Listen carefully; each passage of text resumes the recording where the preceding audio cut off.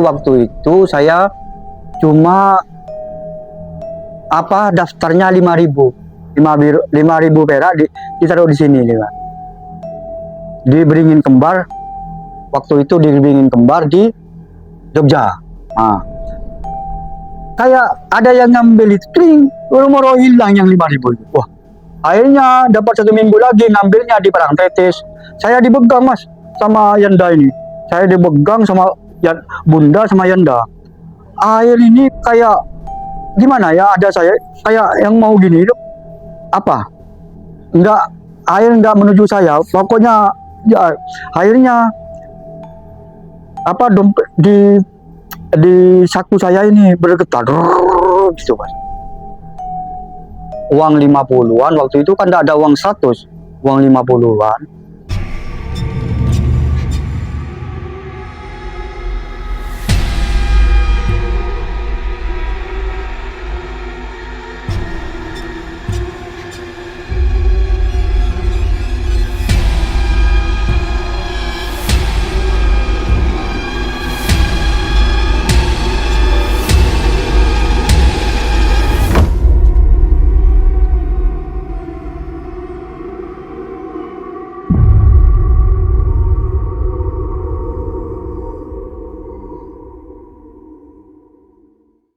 Sobat Ekspedisi Kang Odeng, pada kesempatan kali ini kita ditemani oleh seorang narasumber yang bernama Pak Firdaus. Pak Firdaus akan berkisah di mana Pak Firdaus ini pernah melakukan pinjam uang goib, yaitu di daerah Jawa Tengah. Kita sambut narasumber kita. Assalamualaikum Pak Firdaus. Waalaikumsalam warahmatullahi wabarakatuh Mas. Gimana kabarnya, sehat? Alhamdulillah Mas, alhamdulillah sehat. Alhamdulillah. Itu awal ceritanya gimana Pak? Dan tahun berapa? Itu awal ceritanya gini Mas. Waktu 98, waktu Krismon, di sini habis penjarahan. Yang saya ingat ya, waktu habis penjarahan itu teman saya itu ngajak jalan-jalan, bukan jalan-jalan sih, tujuannya ke Jogja gitu katanya. Jogja mana nggak tahu. Ternyata saya berangkat pakai Supra Flip waktu itu Mas. Itu nyampenya di Jogja itu 24 jam. Kok bisa 24 jam? Karena kita nggak tahu jalan.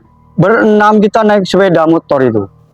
Akhirnya sampai di Jogja, diarahkan ke Ngadirjo, ternyata masih jauh. Dari Jogja, Sleman, Magelang, Temanggung, baru ke Parakan. Sampai di Parakan saya tanya ke lapar ya Mas ya. Lapar, makan di warung. Bu, saya tanya, dusun Ngadirjo itu mana? Dusun Keramat. Oh itu kelihatan sudah itu di lereng gunung itu deh kan. Kenapa? Mau cari pesugihan sampean? Enggak, teman saya nelpon, saya suruh ke sana begitu saya kan. Masa masih katanya ngomong pesugihan. Akhirnya sudah terkenal di sana Mas. Akhirnya sampai saya di Parakan itu selesai makan, langsung ke Ngadirjo, naik ke dusun Keramat. Memang dusunnya dusun Keramat. Dusun Keramat di Gunung Sumbing itu, di kaki Gunung Sumbing.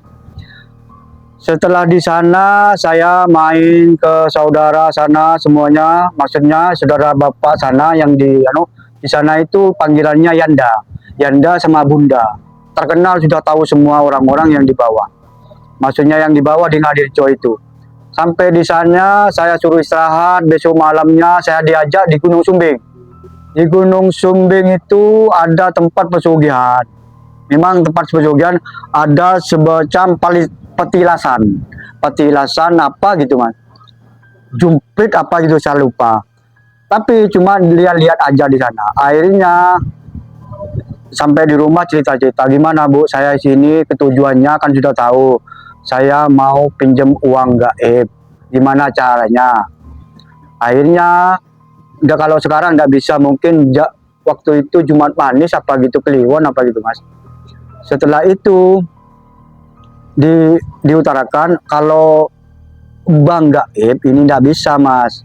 Nah, bukan nggak bisa, kamu harus beristri anak buahnya Nyi Roro Kidul gitu.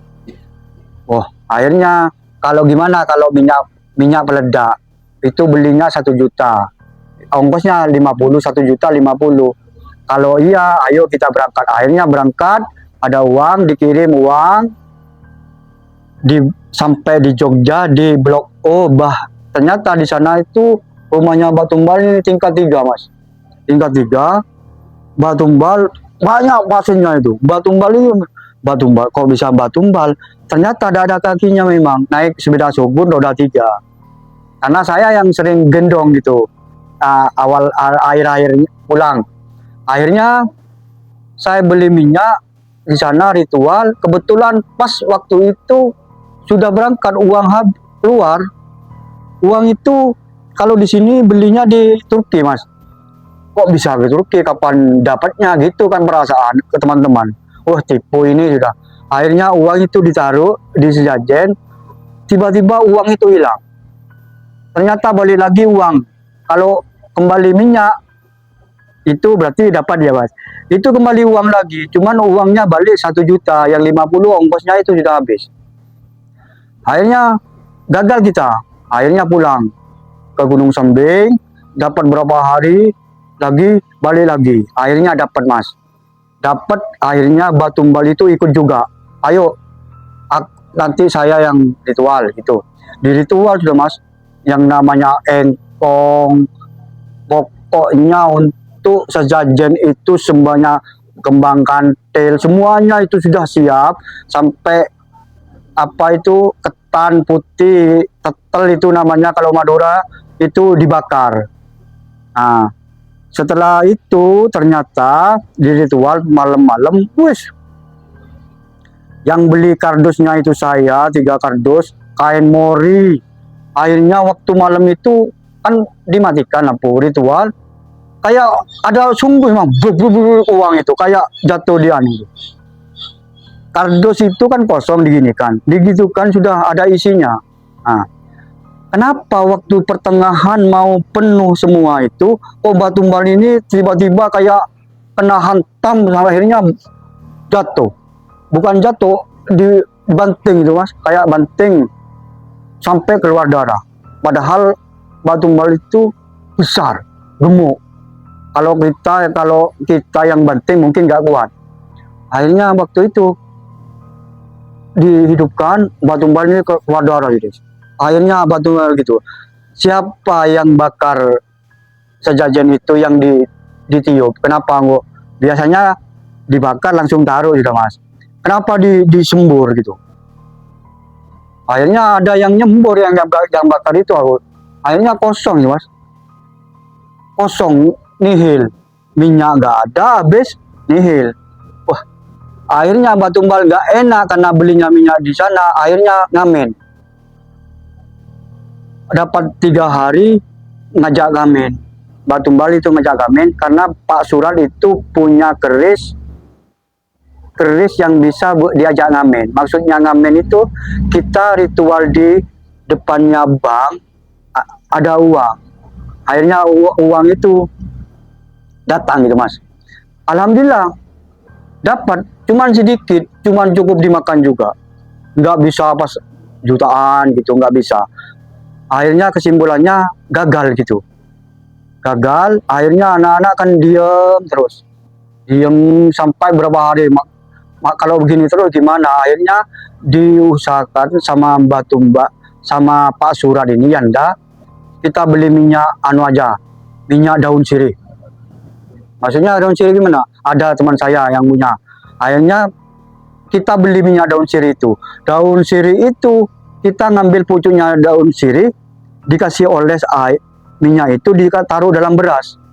7, cuma okannya 7. Jatahnya 7 pucuk itu. Akhirnya besok paginya 700 itu, Mas. Dapat uang 700.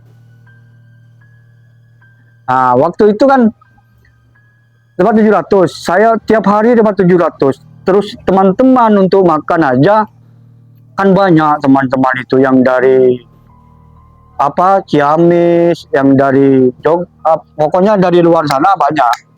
Ternyata saya ngasih daun sirih itu 10. Ternyata yang 3 itu nggak bisa, yang jadi cuma 700. Nah, dapat 700 itu mas. Akhirnya anak-anak kan kalau cuma 700 ini kapan kita dapat pulang gitu. Sebentar lagi hampir puasa. Akhirnya uang itu, minyak itu katanya Yanda, kalau minyak ini kita simpan tiap hari 700 selama 21 hari, tinggal kali 7 kan enak, kita sambil ritual yang lainnya. Akhirnya kita maksudnya itu dipendam sama Mbak Surat itu biar nunggu 21 hari biar banyak gitu. Sambil menunggu itu akhirnya teman saya dengan saya, tuh saya ini gak enak ya, apa istri saya kalau nggak dikirim gimana. Akhirnya saya diajak daftar uang PP. Uang PP itu waktu itu saya cuma daftarnya 5.000 perak ditaruh di sini juga. Di Beringin Kembar, waktu itu di Beringin Kembar di Jogja. Kayak ada yang ngambil itu, moro hilang yang 5.000 itu. Wah, akhirnya dapat 1 minggu lagi ngambilnya di Parangtritis. Saya dibegang mas sama Yanda ini. Saya dibegang sama Bunda sama Yanda. Akhir ini kayak gimana ya, ada saya kayak yang mau gini itu nggak menuju saya, pokoknya ya, akhirnya dompet di saku saya ini bergetar gitu mas. Uang 50-an waktu itu kan tidak ada uang 100, uang 50-an. Akhirnya uang 50-an itu kayak merpati itu kan ada laki ada yang perempuan, yang dibelanja. Akhirnya ritual sampai di Ngadirjo, ini gini mas, uang ini dipakai, kamu ngambil yang 21 kali, ada yang 7 kali belanjanya, ada yang 21 kali, ada yang 41 kali tiap belanja tiap harinya. Oh ya pak, kalau sambian ambil yang 21 kali, seumpama kamu sudah capek dapat 19, berarti kan kurang 2 kali. Besoknya diganti 2 kali itu, jangan 21 kali gitu. Nutupi yang kekurangannya yang kemarin. Akhirnya alhamdulillah saya dapat mas, beli rokok beli rokok di toko sambian. Keluar dari sana datang lagi uangnya. Enak sudah. Anak-anak rokok udah usah beli, tinggal rokok ini makan saya yang bayar itu mas. Cuman tidak bisa nutupi utang piutang yang di rumah. Waktu itu ya cukup makan di sana. Uang kita kan gabungan sama Pak Sin, Pak Alan. Masa kita lunas saya sendiri? Punya utangnya teman kita kan harus dilunasi juga gitu mas. Akhirnya ya enak, dapat 40 juta sudah. Bagi orang 6 itu sudah. Selama berapa bulan itu Pak dapat 40 juta? Enggak sampai 1 bulan loh mas, karena saya ngambil yang 41 kali penukaran itu belanjanya. Saya beli rokok waktu itu harga 5.000, dapat 45 kan, 45 kali 41 berapa itu sudah tiap harinya. Gitu. Akhirnya teman saya juga begitu kan, bareng pasien itu juga begitu, akhirnya dikumpulkan jadi begitu. Jadi mungkin lebih lah dari 40 itu lebih. Akhirnya saya tidak putus asa, karena saya dari Ngadirjo akhirnya saya punya kos-kosan di Temanggung mas. Karena kalau belanja di Ngadirjo kan kasihan, orang-orang kecil semua belanjanya di Temanggung. Aku punya kos-kosan. Kenapa di kos-kosan itu ada teman lagi, tetangga sana mas, enak mas, diajak ke tempat kiainya sana. Waktu itu daerah mana ya, daerah Semarang, tapi belum masuk ke Semarang, daerah apa itu. Akhirnya saya balik dari sana, hilang uang itu mas. Hilang apa nggak bisa kembali? Maksudnya di rumah itu nggak ada. 2 lembar itu hilang. Hilang semuanya. Kok bisa? Yang namanya lemari apa mancet, rumah terkunci. Akhirnya saya laporan ke Ngadirjo. Laporan kalau gini hilang mas. Akhirnya tapi nggak bilang kalau aku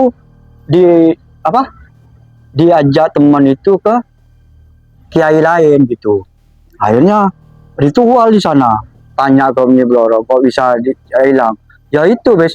Malam-malam nggih, Pak Surat itu ngomong apa saya nggak tahu kan, nggih terus ditulis. Akhirnya setelah selesai pembicaraan beliau, Pak Surat ini janda sama Nyi Blorong, akhirnya dia baca tulisan, bisa kembali tapi tembusnya lebih mahal itu. Dan jangan sekali-sekali membohongi saya, sekali lagi membohongi saya akan saya bunuh itu. Cuma bilang sama waktu itu Pak Sin sama akhirnya nggak bisa buat dari mana uang gitu, karena uang itu sudah dikirim mas. Waktu uang yang itu Hasilnya itu sudah dikirim buat keluarga di rumah. Buat keluarga untuk bayar sedikit-sedikit dibayar itu. Bayar utang lah. Bayar utang itu mas. Akhirnya saya minta tolong ke Pak Surat itu gimana saya supaya kita uang itu lunas gitu.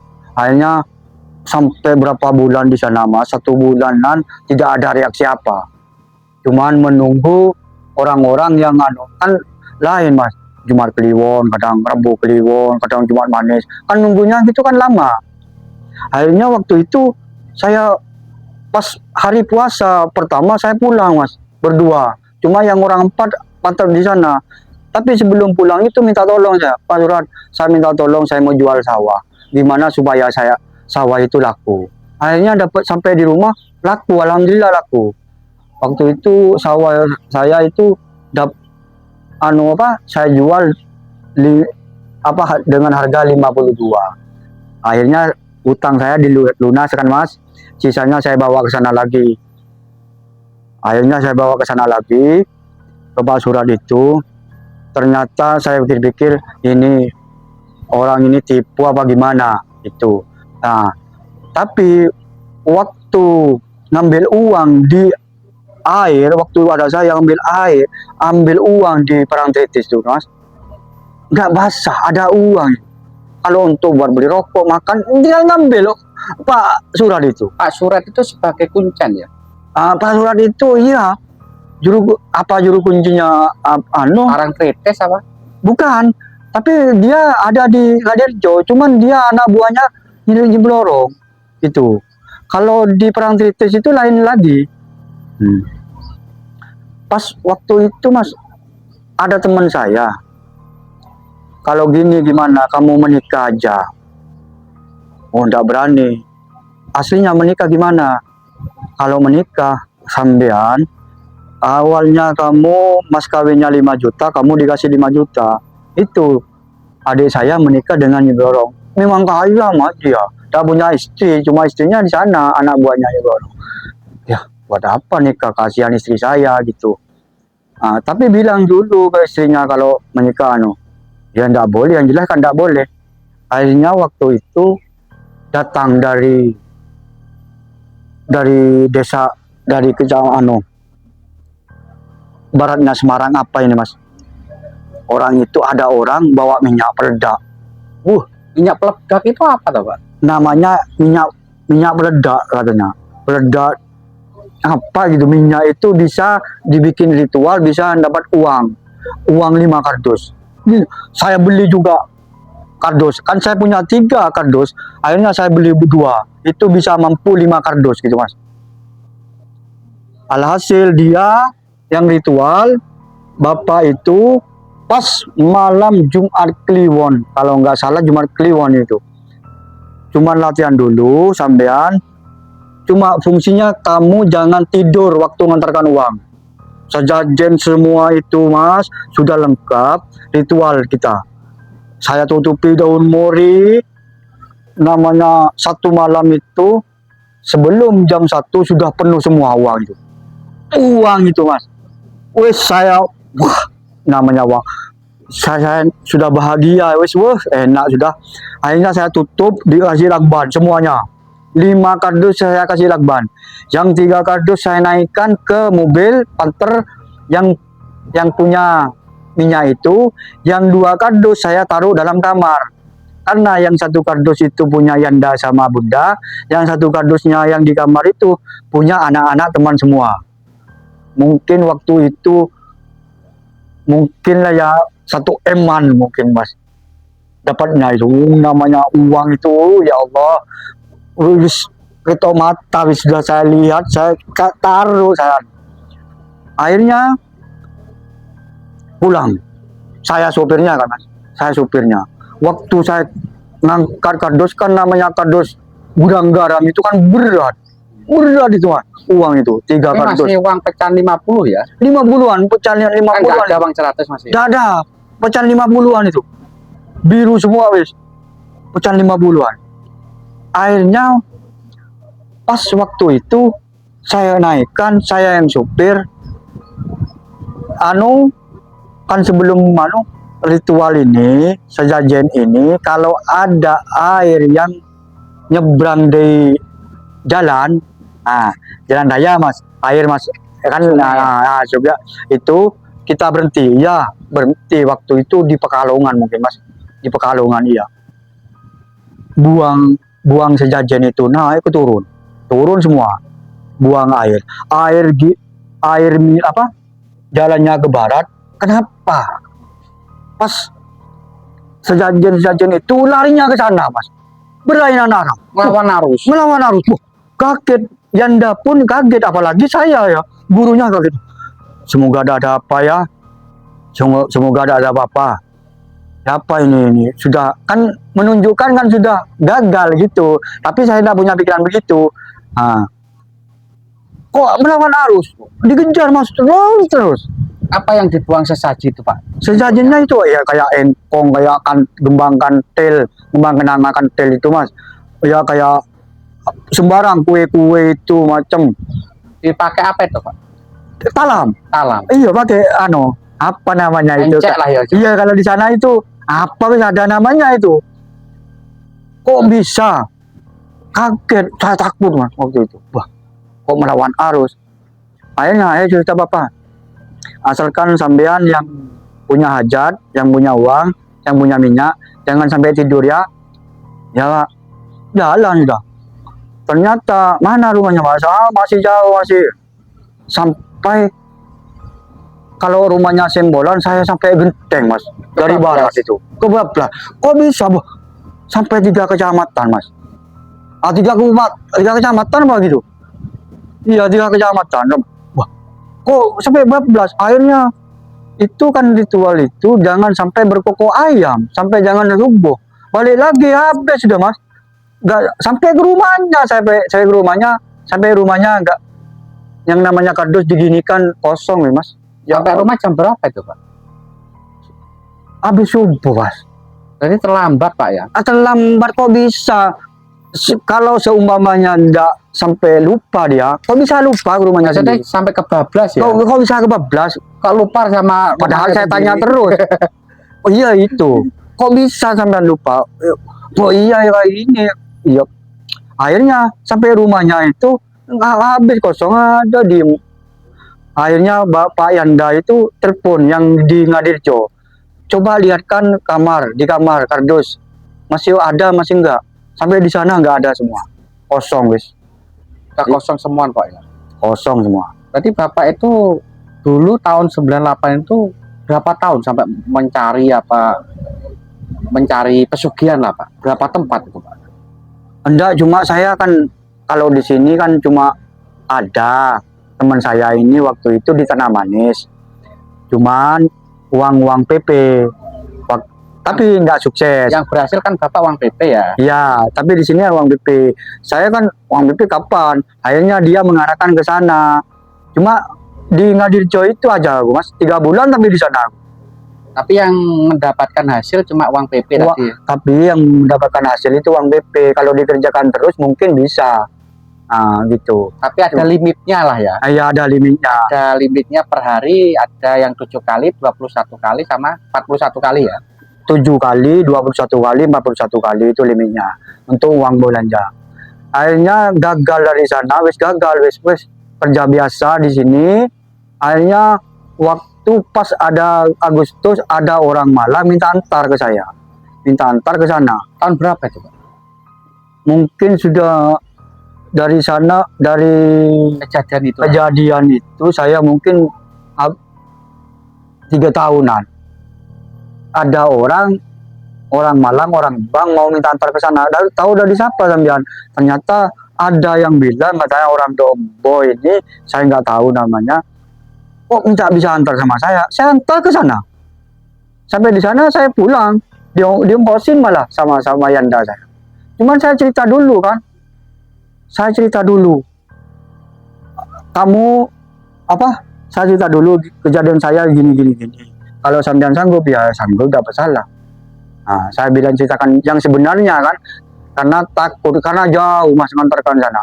Tapi sebelum ngantar saya kasih uang dapur, kasihan istri saya, kalau saya kan kerja, penghasilan saya kan, kalau anu kan tidak dapat penghasilan, akhirnya dikasih uang saya, istri saya ini uang 100 waktu itu, uang 100 kan sudah banyak mas, waktu itu saya ngantarkan aja di sana, saya pulang, ternyata dia katanya cuma ingin anu mas, ingin karena di bank itu dia bangkrut, uangnya nggak ada, takutnya dari Jakarta itu lihat uangnya nggak ada, kemana larinya kan nggak ketemu, cuman ingin lihat aja.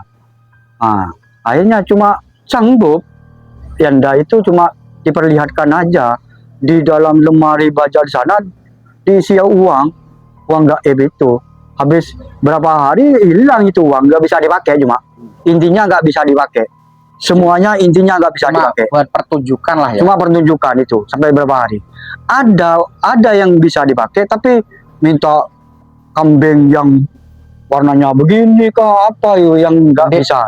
Minta ayam yang hitam, darahnya hitam, iniannya hitam, sembarang pokoknya. Cemani apa sembarang pokoknya. Ternyata Bapak itu habis melakukan ritual itu, apa ada efeknya Pak? Imbasnya? Kalau masalah kayak gitu kan ditanyakan dulu efek sampingnya. Kalau yang tidak bermodal, efeknya ada efeknya. Apa itu Pak? Ya apa yang tumbal ya? Iya tumbal jelas. Maksudnya tumbal itu apa yang kita senangi, yang disayangi. Siapa sampean sayang ke siapa, sampean punya musuh mau ditumbalkan, monggo bisa gitu. Nah, saya kan bermodal, jadi efek sampingnya yaitu cuma gak ada efek sampingnya. Nah, akhirnya kalau di Jumpri itu efek sampingnya ya gitu, jelas nyawanya yang Jumpri itu kuncennya Pak? Apa? Itu patilasan. Patilasan Jumpri namanya. Iya. Itu di mana itu Pak? Di Gunung Sumbing. Gunung Sumbing. Pas bawah kaki Gunung Sumbing itu ada patilasan. Itu kuncennya siapa namanya Pak? Kurang tahu ya. Sana dulu itu Pak.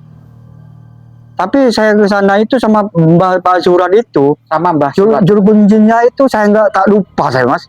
Tapi ada namanya ya? Lupa. Tapi ada. Karena waktu itu saya ke sana ada Cina dari Jakarta yang ritual bawa karung itu mas, uangnya mas.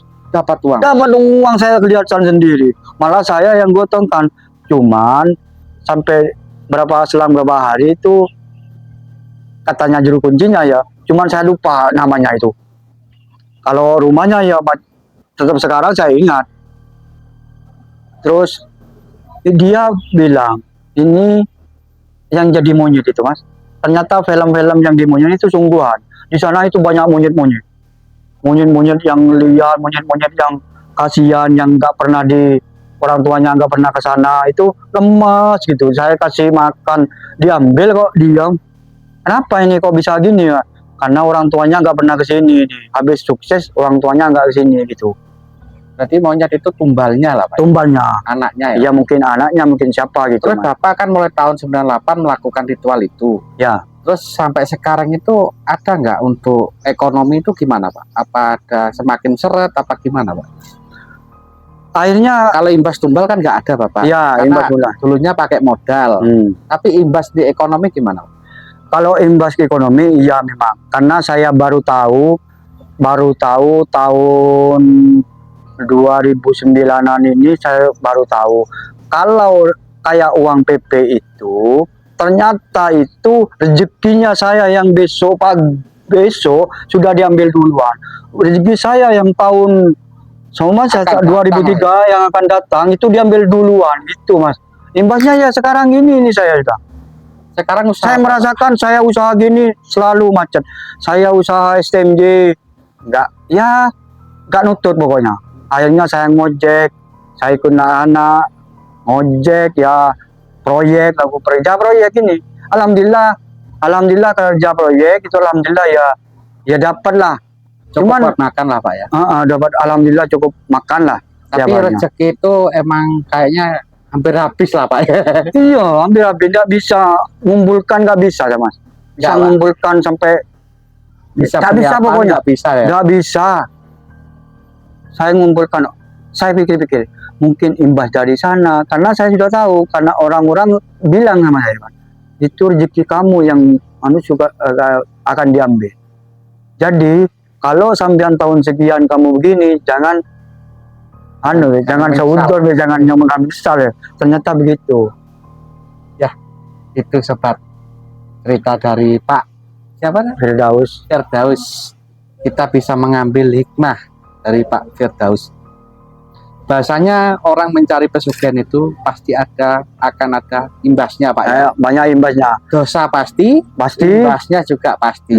Biarpun nggak ada tumbal, tapi ujung-ujungnya lama-lama ekonomi juga seret Pak ya. Tapi yang jelas kalau minyak apa-apa itu semuanya tipu itu Mas.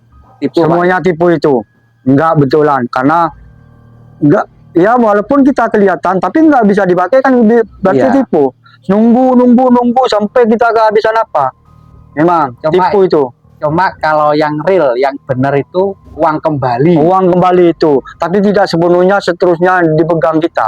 Karena Bapak ada kesalahan. Iya. Kalau nggak ada kesalahan mungkin sampai sekarang mungkin ya. Tapi ya nggak tahu lagi. Dari sana itu kan nggak bilang seterusnya ini dipakai. Kalau dikembalikan kekayaan kita habis katanya. Jadi rezekinya itu Mas. Saya kan sarankan teman-teman, wes jangan main gitu wes. Kita kalau mau suki ya kita kerja wes. Benar. Kerja yang dapat sekiranya barokah ya kayak proyek kayak apa gitu Mas. Kalau kita mengandalkan pesugihan nihil, mana yang ada yang habis. Iya benar Pak. Walaupun kita dapat itu rezeki tahun yang akan datang. Mungkin rezeki kita sudah meninggal, mungkin rezeki anak kita yang seret gitu Mas. Benar. Sebetulnya kalau manusia itu kodok dan kodarnya tetap Allah sudah menentukan. Tapi manusia itu mengendaki cepat Pak. Iya nggak bisa sabar. Jadi terjadilah karena apa? Rata-rata orang itu terjerat namanya hutang bank. Karena bank itu termasuk lingkaran setan. Mau gak mau daripada semuanya disita bank, nekatlah mencari pesugihan Pak. Karena ritualnya di tengah kuburan, di tempat-tempat gelap gitu tempatan. Tapi habis itu Bapak udah gak mau melakukan lagi ya? Nggak pernah wes gitu wes. Dapat lah Pak ya? Ya percuma wes kita. Karena yang penting kita pengalaman. Hak lillahi ta'ala sekarang ya kerja gitu wes. Ya kerja cek proyek, ada proyek jualan gitu serabutan. Yang penting kita dapat uang yang barokah ya, yang halal gitu juga. Benar. Walaupun berapapun, yang penting halal gitu Mas. Benar Pak. Yang penting hidup itu bisa dinikmati dan disyukuri. Kalau kita bisa syukur dalam hidup ini, nggak mungkin kita itu menuntut yang enggak. Ya kita bisa makan, ya alhamdulillah. Bisa makan daripada nggak bisa makan. Nggak bisa makan yang penting dikasih kesehatan, ya alhamdulillah daripada yang lain.